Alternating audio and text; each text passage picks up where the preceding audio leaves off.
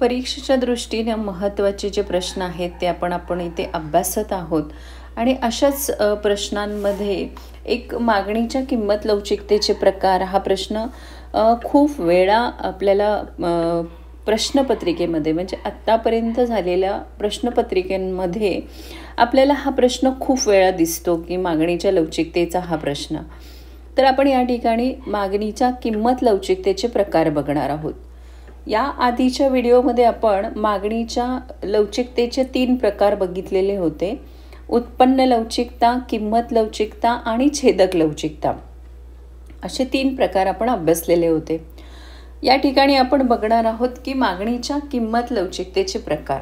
आता आपण प्रश्नाला सुरू करण्याआधी थोडंसं आपण परीक्षेविषयी आपण माहिती घेऊया की आजपासून आपण बोर्ड एक्झाम सुरू झालेली आहे आणि एक पेपर आज दिलेला आहे. त्या इकॉनॉमिक्सचा पेपर 1 मार्चला आपला पेपर असणार आहे. पण आपला हा जो पेपर आहे तो 80 गुणांसाठीचा पेपर आहे. अलीकडे विद्यार्थ्यांमध्ये एक कॉमन गोष्ट पाहायला मिळते की फक्त प्रश्न पहिला आणि 5वा प्रश्न सोडवण्याकडे विद्यार्थ्यांचा कल जास्त दिसतो आणि मग मधला एखाद दुसरा प्रश्न सोडवणं. पण याने प्रॉब्लेम असा होतो की एखाद्या वेळेस गुण कमी मिळाले तर नापास होण्याची शक्यता वाढते. तर असं न करता आपला जो बोर्ड पेपर आहे तो 80 गुणांचा जो बोर्ड पेपर आहे तो सर्वच्या सर्व पेपर सोडवणं हे अतिशय आवश्यक आहे. हे अतिशय गरजेचं आहे की प्रश्नपत्रिकेमध्ये असलेले सर्व प्रश्न सोडवणं हे अतिशय आवश्यक आहेत. आता हे प्रश्न सोडवत असताना हा जो प्रश्न 6वा आहे की जो 16 गुणांचा प्रश्न आहे हा प्रश्न अतिशय महत्त्वाचा आहे.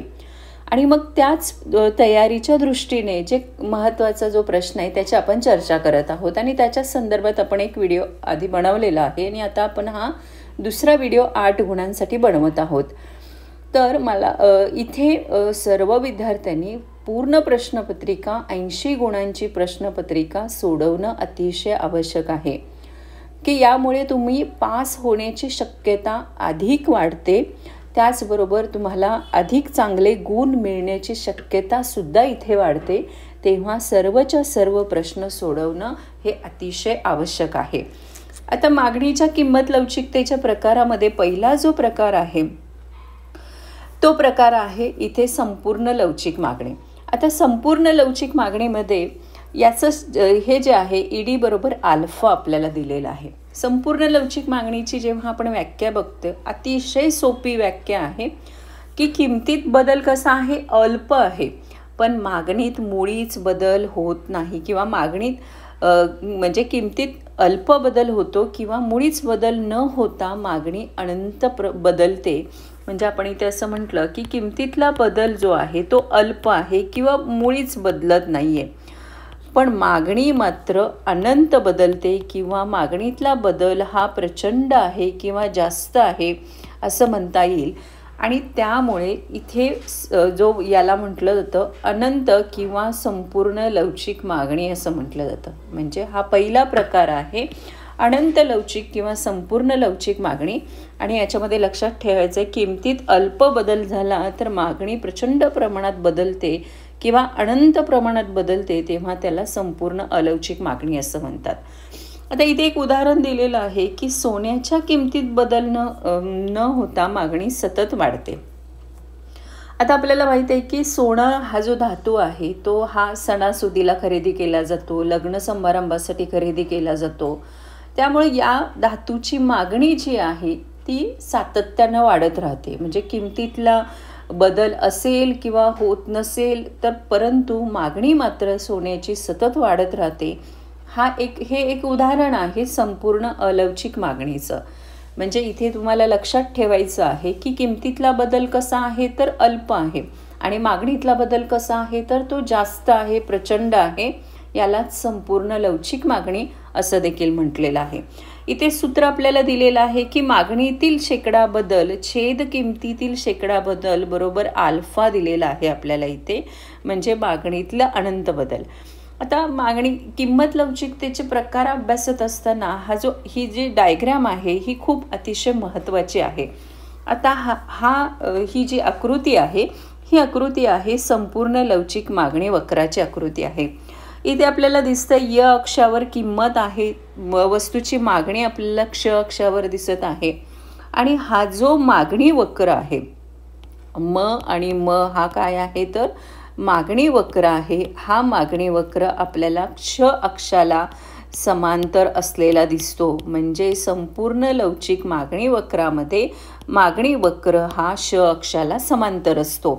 म्हणजे हा पहिला प्रकार आपण इथे बघितला संपूर्ण लवचिक मागणी वक्र.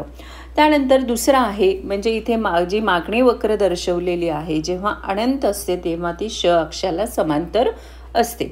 पुढचा प्रकार आपला आहे की तो आहे संपूर्ण अलवचिक मागणी. आता इथे आहे की किमतीमध्ये शेकडा बदल झाला तर मागणीत कोणताच बदल होत नाही. वरती आपण काय बघितलं, किमतीत अल्प बदल झाला तर मागणी प्रचंड प्रमाणात बदलते. इथे मात्र काय आहे तर किमतीत बदल झाला, किमतीत काय आहे की बदल होतोय पण मागणीत काहीही बदल होत नाही किंवा मागणी बदलत नाही. मागणी बदलत नाही त्याला आपण संपूर्ण अलवचिक मागणी असं म्हणतात. की मागणीत कोणताच बदल होत नाही, किमतीत बदल होतोय, त्याला संपूर्ण अलवचिक मागणी असं म्हटलेलं आहे. उदाहरणार्थ आहे की इथे 20% किंमत घट झाली तर मागणीत कोणताच बदल होत नाही. वास्तविक असं आहे की किंमत कमी झाली असता मागणी इथे वाढायला हवी, परंतु 20% किंमत कमी झाली तरीसुद्धा मागणीत कोणताही बदल होत नाही. याला संपूर्ण अलवचिक मागणी असं म्हणतात. आता या प्रकारची मागणी कोणती आहे की साधारण आपण म्हटलं की दुधाची मागणी असेल किंवा मीठ असेल, मिठाची मागणी असेल. ही जी मागणी आहे याच्या किमतीत बदल झाला तरी याची मागणी काही बदलत नाही. म्हणजे दुधाला असणारी मागणी किंवा काही प्रमाणात हा जो मागणी प्रकार आहे हा आढळतो आपल्याला. त्यामुळे उदाहरणार्थ दूध आणि मीठ याला असलेली मागणी ही संपूर्ण अलवचिक मागणी असते. म्हणजे किमतीत कितीही शेकडा बदल झाला तर मागणीत कोणताच बदल होत नाही, त्याला संपूर्ण अलवचिक मागणी असं म्हणतात. म्हणून इथे ED बरोबर 0 आपल्याला असलेलं दिसतं. आणि इथे सेम आहे की मागणीची किंमत लवचिकता, मागणीतील शेकडा बदल छेद किमतीतील शेकडा बदल. आणि इथे आपल्याला दिलं आहे मागणीत काहीच बदल होत नाही आहे, त्यामुळे इथे 0/20 बरोबर उत्तर आपलं काय आलेलं आहे 0 आलेलं आहे. मग मीठ असेल, दुधाला असलेली मागणी ही बऱ्याच वेळेला अलवचिक मागणी असते. अलवचिक असते, दुधाला आणि मिठाला असलेली मागणी ही अलवचिक मागणी असते. तर अशा प्रकारे त्यानंतर आपला पुढचा जो प्रकार आहे तो प्रकार इथे मागणी वक्र बघायचं आपल्याला, संपूर्ण लवचिक मागणी वक्र. आता इथे आपण बघतोय की ही किंमत बदललेली आहे. आणि क ही मूळ किंमत आहे. त्यानंतर क1 ही किंमत इथे कमी झालेली दिसते.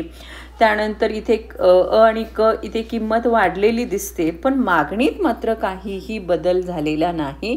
मागणीतला बदल हा 0 आहे.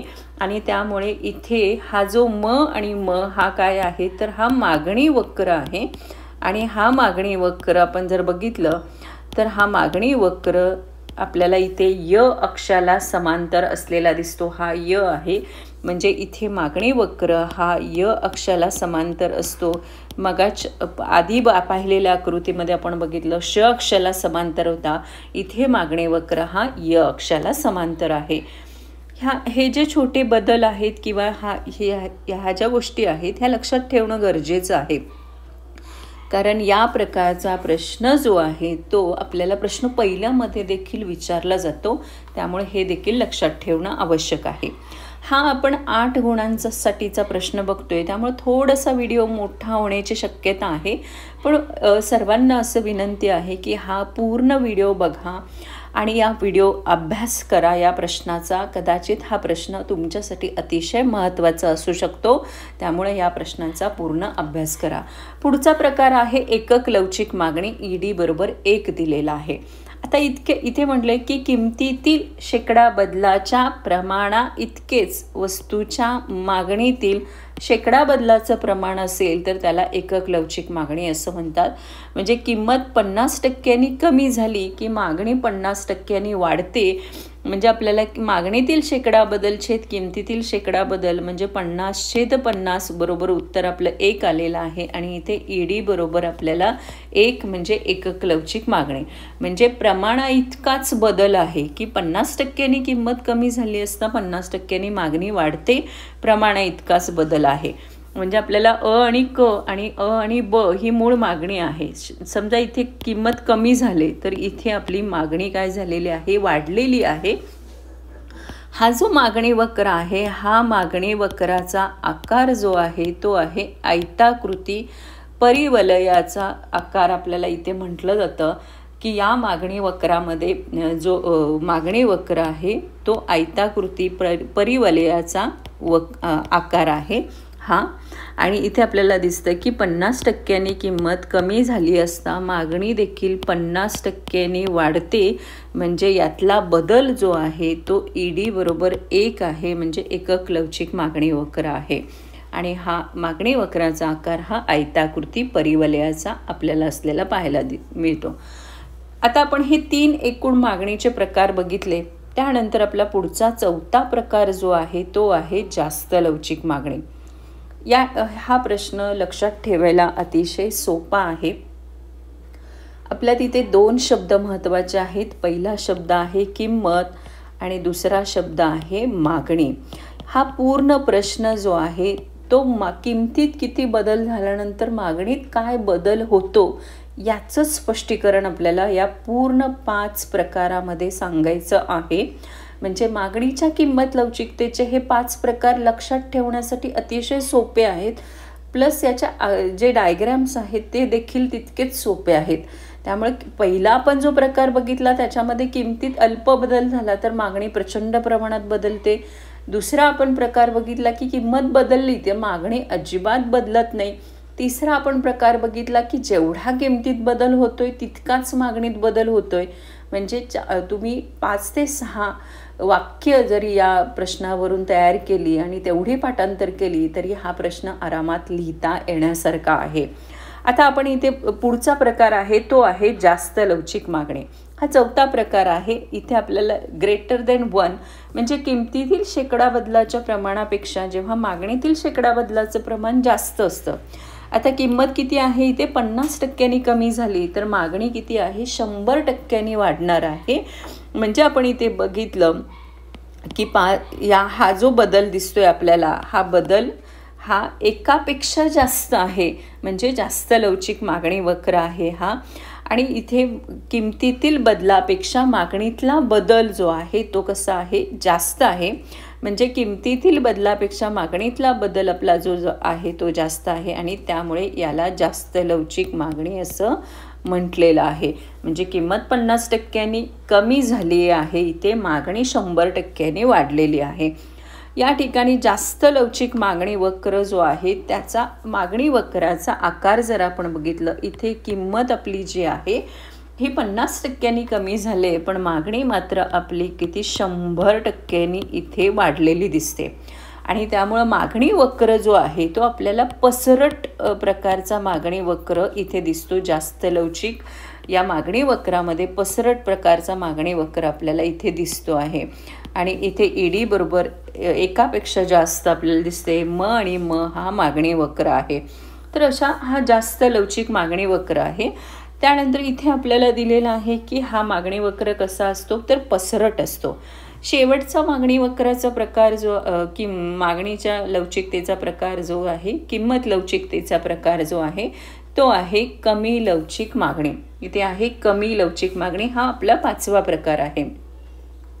हे 5 प्रकार 8 गुणांसाठी विचारले जातात आणि हा प्रश्न अतिशय सोपा आणि लिहिता येण्यासारखा प्रश्न आहे की जेव्हा किमतीतील शेकडा बदलाच्या प्रमाणापेक्षा मागणीतील बदलाचं प्रमाण इथे काय आहे कमी असतं त्याला कमी लवचिक मागणी असं म्हटलेलं आहे. म्हणजे किंमत 50% घट झाल्यास मागणी 25% वाढते. म्हणजे किमतीतला पेक्षा मागणीतला बदल हा जो आपण बघितला तर तो कमी प्रमाणात आहे. म्हणजे इथे एकापेक्षा कमी प्रत्येक मागणीच्या या किंमत लवचिकतेच्या प्रकारामध्ये तुम्हाला हे जे सूत्र आहे हे किंमत लवचिकतेचंच पाहायला मिळतं. आणि इथे मागणी वक्र आपण जर बघितला तर मागणी वक्राचा आकार जो आहे तो तीव्र उताराचा आकार असल्याचं आपल्याला दिसतं. आणि हा कमी लवचिक मागणी वक्र आहे. हा इथे मागणी आपली किंमत जर आपण इथे बघितली तर ही किंमत आपली 50% इथे कमी झालेली आहे. ही किंमत आपली 50% कमी झाली, पण मागणी मात्र 25%नीच वाढलेली आहे. त्यामुळे मागणी वक्र जो आहे हा तीव्र उताराचा मागणी वक्र आपल्याला इथे दिसतो आहे. तीव्र उताराचा मागणी वक्र आहे. तर अशा प्रकारे हे एकूण 5 मागणीच्या किंमत लवचिकतेचे प्रकार आहेत. या 5 प्रकारामध्ये आपण आकृती आणि त्याचबरोबर त्या एकूण बदल जो आहे मागणीतला ते आपण इथे बघितलं. उदाहरणार्थ पहिला प्रकार आहे अनंत लवचिक मागणी, त्यानंतर दुसरा आहे संपूर्ण अलवचिक मागणी, तिसरा प्रकार आहे एकक लवचिक मागणी आणि चौथा प्रकार आहे जास्त लवचिक मागणी, पाचवा प्रकार आहे कमी लवचिक मागणी. जास्त लवचिक मागणी आणि पाचवा प्रकार आहे कमी लवचिक मागणी. आता इथे किंमत लवचिकतेचे प्रकार आपण बघत असल्यामुळे किमतीतला बदल हा जो महत्त्वाचा आहे. पहिल्या याच्यामध्ये आपण बघितलं की किमतीतला बदल कसा आहे तर तो अल्प आहे. किमतीतला बदल कसा आहे? अल्प आहे. आणि मागणीतला बदल कसा आहे तर मागणीत जास्त बदल होतो किंवा प्रचंड बदल होतो किंवा अनंत प्रमाणात मागणी बदलते. याला किंमत लवचिकता असं म्हटलेलं आहे. हा पहिला प्रकार झाला. त्यानंतर दुसरा प्रकार जर आपण बघितला की किमतीमध्ये काहीच बदल होत नाही आहे. किमतीत कितीही शेकडा बदल झाला किमतीत कितीही बदल झाला तरी मागणी बदलत नाही. मागणीत अजिबात बदल होत नाही किंवा मागणीत बदल होत नाही. हा प्रकार जो आहे तो अलवचिक प्रकार म्हटलं जातं. याला म्हटलं संपूर्ण अलवचिक प्रकार, म्हणजे ED बरोबर हा 0 इथे म्हटलेला आहे. त्याच्यानंतर पुढचा प्रकार जो आहे तो आहे एकक लवचिक मागणी. आता एकक लवचिक मागणीमध्ये होणारा बदल जो आहे तो समान आहे किंवा प्रमाणशीर बदल होतो. किंमत आणि मागणीमध्ये होणारा बदल जो आहे तो प्रमाणशीर बदल होतो. त्यामुळे इथे एकक लवचिक.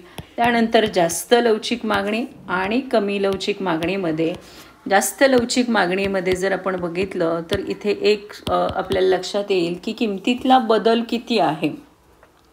समजा 50% किंमत घट झालेली असेल तर मागणी 100% वाढते.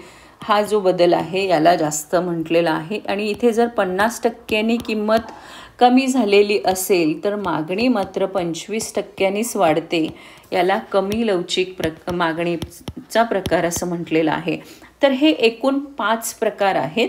आणि या 5 प्रकारामध्ये हा 8 गुणांसाठीचा आपण प्रश्न अतिशय सविस्तरपणे इथे आपण बघितलेला आहे. हा व्हिडिओ एकदा किंवा दोनदा सर्वांनी पहा की जेणेकरून या प्रश्नाचं उत्तर लिहिता येईल. अतिशय सोपा असा हा भाग आहे. यामध्ये महत्त्वाचा एकच संकल्पना आहे ती म्हणजे किंमत व मागणी यातील बदल आपल्याला लक्षात ठेवायचा आहे की किमतीतला बदल आणि मागणीतला बदल काय प्रमाणात होतो हा बदल आपल्याला लक्षात ठेवायचा आहे. म्हणजे समजा इथे किंमत कितीही असली तरी मागणीत बदल होत नाही की एकक लवचिकमध्ये प्रमाणशीर बदल होतो. म्हणजे 50%नी किंमत कमी झाली तर 50%नी मागणी इथे वाढणार आहे. जास्त लवचिकमध्ये 50%नी किंमत कमी झाली तर 100%नी मागणी वाढणार आहे. कमी लवचिकमध्ये 50%नी किंमत कमी झाली तर 25%नीच वाढणार आहे. म्हणजे हे छोटेसे बदल आहेत. फक्त किंमत आणि मागणी यातला बदल आपल्याला लिहायचा आहेत. तर अशा प्रकारे एकूण 5 प्रकार आपण या ठिकाणी बघितलेला आहे. व्हिडिओ आवडला असेल तर नक्की लाईक करा. चॅनलला सबस्क्राईब केलं नसेल तर नक्की सबस्क्राईब करा. आणि सुरू असलेल्या या महाराष्ट्र बोर्ड परीक्षेसाठी सर्व विद्यार्थ्यांना खूप खूप शुभेच्छा. धन्यवाद.